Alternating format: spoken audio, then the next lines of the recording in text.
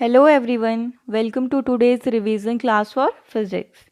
Our first question is, what is the range of laboratory thermometer? जो laboratory में thermometer use होता है उसकी range कितनी है? -10 degree to 110 degree Celsius, 10 degree to 210 degree Celsius, या फिर -110 डिग्री to 210 डिग्री सेल्सियस, या -10 degree to 10 degree Celsius. So laboratory में जो थर्मोमीटर यूज़ होता है उसकी रेंज है -10 degree to 110 degree Celsius. A is the right answer. Next question is, heat transfers from hotter object to colder object, colder object to hotter object, can not presume, या फिर object with higher mass to lower mass. ठीक है, जो transfer of heat है वो किस object से किस ऑब्जेक्ट की तरफ होगा. तो जब हीट ट्रांसफ़र की बात आती है सो डी नहीं होगा, ये मास पे डिपेंड नहीं करेगा. ठीक है, बाकी ऑप्शंस बच्चे A B and C. So always heat transfer कहाँ से होगा? Hotter body to colder body. कहाँ से हीट ट्रांसफ़र करेगी? हॉटर बॉडी से हमेशा कोल्डर बॉडी की तरफ. So A is the right answer. जो ऑब्जेक्ट ज़्यादा गर्म होगी वो क्या करेगी? अपनी हीट ट्रांसफ़र करेगी उस ऑब्जेक्ट की तरफ जो कोल्डर होगी. Next question is, 1 calorie is equal to, 1 calorie की वैल्यू कितनी होती है? 4.18 जूल के बराबर, या 0.24 जूल के बराबर, 384 जूल के बराबर, या फिर 2.15 जूल के बराबर. तो अगर कैलोरी को हमने किस में एक्सप्रेस करना है? जूल्स में करना है, तो उसकी वैल्यू होगी always equal to 4.18 joule. 1 calorie is equal to 4.18 joule के बराबर. नेक्स्ट है, normal human body temperature is. जो नॉर्मल ह्यूमन बॉडी है, ठीक है, अब जो हमारी बॉडी है उसके गर्म या ठंडे होने के अलग रीजंस हो सकते हैं. तो जो नॉर्मल ह्यूमन बॉडी टेम्परेचर होता है उससे थोड़ा टेम्परेचर हाई या लो हो सकता है because of different reason. But यहाँ पे हम बात करते हैं जब नॉर्मल ह्यूमन बॉडी टेम्परेचर की बात करते हैं तो वो कितना आएगा? 310 केल्विन, 310 सेल्सियस, 310 फ़ारेनहाइट, या 310 जूल. तो यहाँ पे क्या आ जाएगा? राइट आंसर होगा बी, 310 केल्विन के बराबर. केल्विन स्केल में अगर पूछा जाता है नॉर्मल ह्यूमन बॉडी टेम्परेचर तो उसकी वैल्यू होगी 310 केल्विन. अब अगर बात करें सेल्सियस और फ़ारेनहाइट स्केल की, तो सेल्सियस स्केल में जो ह्यूमन बॉडी टेम्परेचर होगा वो -37 डिग्री सेल्सियस होगा. और फ़ारेनहाइट स्केल की बात करें तो फ़ारेनहाइट में कितना होगा? 98.6 डिग्री फ़ारेनहाइट. ठीक है, जो छोटी क्लासेस में हमने रीड किया है. कितनी वैल्यू होती है नॉर्मल ह्यूमन बॉडी की? 98.6 डिग्री फ़ारेनहाइट. और कैल्विन में कितनी आ जाएगी? 310 कैल्विन. और सेल्सियस में -37 डिग्री सेल्सियस. नेक्स्ट है, free electron exist in. Free electrons कहाँ पे एग्जिस्ट करते हैं? कंडक्शन बैंड में, फर्स्ट बैंड में, सेकेंड बैंड में, या फिर थर्ड बैंड में. So A is the right answer. Conduction band में क्या करेंगे? फ्री इलेक्ट्रॉन्स एग्जिस्ट करेंगे. नेक्स्ट है, kinetic energy of a body in motion. कोई बॉडी है, मोशन में है, ठीक है, उसकी काइनेटिक एनर्जी कितनी होगी? हमें पता है काइनेटिक एनर्जी और पोटेंशियल एनर्जी क्या होती है. काइनेटिक एनर्जी क्या है? Energy of body due to its motion. और पोटेंशियल एनर्जी क्या है? Energy of body due to body's rest. ठीक है, जब बॉडी रेस्ट पे होगी बॉडी के पास पोटेंशियल एनर्जी होगी, और जब बॉडी के मोशन में होगी उसके पास क्या होगी? Kinetic energy. तो अगर बॉडी मोशन में है तो काइनेटिक एनर्जी क्या होगी? ऑलवेज पॉजिटिव होगी.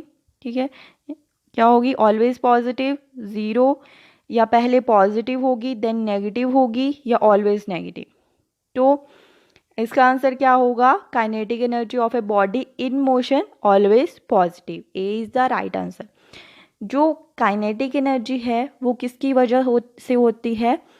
वो होती है मैग्नीट्यूड की वजह से. काइनेटिक एनर्जी को हम हमेशा एक्सप्रेस करेंगे मैग्नीट्यूड में. ठीक है, तो जो मैग्नीट्यूड है वो क्या होगा? या तो पॉजिटिव हो सकता है या फिर नेगेटिव हो सकता है. ठीक है, तो काइनेटिक एनर्जी क्या है? ऑलवेज क्या होगी? पॉजिटिव होगी जब मोशन में है. और अगर कोई ऐसे ऑब्जेक्ट है जो रेस्ट पे है तो उसकी काइनेटिक एनर्जी की वैल्यू क्या होगी? ज़ीरो होगी. बट यहाँ पे क्या पूछा है, kinetic energy of a body in motion, so right answer is a, always positive. Kinetic energy की वैल्यू कभी भी नेगेटिव नहीं होगी, ठीक है, किसी भी केस में काइनेटिक एनर्जी की वैल्यू नेगेटिव नहीं होगी, या तो ज़ीरो हो सकती है या पॉजिटिव हो सकती है, ठीक है, रेस्ट पे होगी तो ज़ीरो होगी, मोशन में है तो ऑलवेज पॉजिटिव। नेक्स्ट क्वेश्चन है, डायमैग्नेटिक मटेरियल्स आर, जो डायमैग्नेटिक मटेरियल्स हैं वो कैसे होते हैं, feebly magnetized in the direction of magnetic field, strongly magnetized in the direction of magnetic field, feebly magnetized in the opposite direction of electric field, या फिर strongly magnetized in the opposite direction of magnetic field। जो diamagnetic materials हैं वो क्या होते हैं, feebly magnetized in the direction of magnetic field, जिस direction में क्या है मैग्नेटिक फील्ड है उस डायरेक्शन में क्या होंगे, feebly magnetized होंगे, उन्हें क्या बोला जाता है, डायमैग्नेटिक मटेरियल्स। नेक्स्ट है, which is a contact force from the following, हमें बतानी है इनमें से कौन सी कॉन्टैक्ट फोर्स है। तो उसके लिए आपको पहले पता होना चाहिए कि कॉन्टैक्ट और नॉन कॉन्टैक्ट फोर्सेस क्या होती हैं। कॉन्टैक्ट फोर्सेस क्या हैं, ऐसी फोर्स जहाँ पे हम क्या कर रहे हैं, अपनी मसल्स का यूज़ कर रहे हैं, ऑब्जेक्ट के साथ क्या है, कॉन्टैक्ट में है, ठीक है, उसको क्या बोलेंगे हम, कॉन्टैक्ट फोर्सेस बोलेंगे। और ऐसी फोर्सेस जहाँ पे हम विदाउट कॉन्टैक्ट क्या करते हैं, किसी ऑब्जेक्ट पे क्या लगाते हैं, फोर्स लगाते हैं, उसे क्या बोलते हैं, नॉन कॉन्टैक्ट फोर्सेस। तो ऑप्शंस हैं friction, magnetic force, electromagnetic force या फिर ग्रेविटेशनल फोर्स। तो हमें बतानी है कौन सी कॉन्टैक्ट फोर्स। तो अगर मैग्नेटिक फोर्स की बात करें तो मैग्नेटिक फोर्स क्या होगी, मैग्नेट के बीच में जैसे फोर्स है, मटेरियल के बीच में फोर्स है, तो हम विदाउट कांटेक्ट ही क्या कर देंगे, मैग्नेटिक फोर्स का यूज़ कर सकते हैं। तो ये कैसी है, नॉन कांटेक्ट फोर्स है।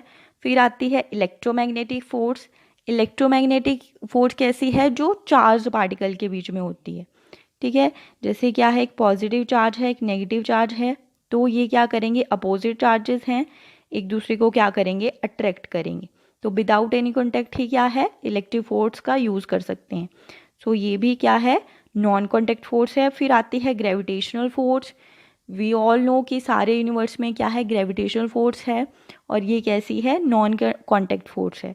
तो बचा कौन सा option, A is the right answer. Friction क्या है, कॉन्टैक्ट फोर्स है, ठीक है, फ्रिक्शन का यूज़ करने के लिए हमें क्या करना पड़ेगा, ऑब्जेक्ट के साथ कॉन्टैक्ट में आना पड़ेगा। So A is the right answer.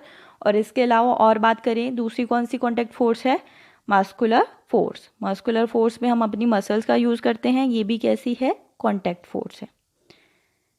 Next है, for human ear range of Audible frequency is from, जो ह्यूमन ईयर है, ठीक है, हमारे लिए ऑडिबल फ्रिक्वेंसी रेंज कितनी है, 20 से 20,000 हर्ट्स, या 10 to 10,000 हर्ट्स, 10,000 to 20 हर्ट्स, या अबव 20,000 हर्ट्स। तो जो ह्यूमन ईयर है उनकी ऑडिबल रेंज होती है 20 to 20,000 हर्ट के बीच में, ठीक है। इसके अलावा कुछ एनिमल्स, कुछ बैट्स वगैरह या डॉग्स हैं, उनकी ऑडिबल फ्रिक्वेंसी रेंज कितनी होती है, अबव 20,000 हर्ट्स हो सकती है, ठीक है। बट ह्यूमन ईयर के लिए ऑडिबल फ्रिक्वेंसी रेंज है 20 to 20,000 हर्ट्स। हम मिनिमम कितना कम सुन सकते हैं, 20 हर्ट्स तक, और ज़्यादा से ज़्यादा 20,000 हर्ट्स तक, ठीक है, इसी के बीच में हम क्या है, चीज़ों को सुन सकते हैं, जो साउंड्स हैं उनको सुन सकते हैं। Last question is, according to Newton's third law of motion, Newton के थर्ड लॉ ऑफ मोशन के अकॉर्डिंग क्या है, action and reaction act on same body, action and reaction do not act on same body, या फिर action is greater than reaction, action is lesser than reaction. तो सबसे पहले हमें पता होना चाहिए कि Newton's third law of motion क्या है। तो फटाफट सारे आंसर कर देंगे कि न्यूटन्स थर्ड लॉ क्या है, every action have equal and opposite reaction, ठीक है। बट अगर इसकी बात करें तो जो एक्शन एंड रिएक्शन है वो क्या है, do not act on the same body, ठीक है, क्या आंसर हो गया इसका, do not act on the same body, action and reaction do not act on the same body, ठीक है। So B is the right answer. तो आज की क्लास में इतना ही। Thank you, please like and subscribe my video.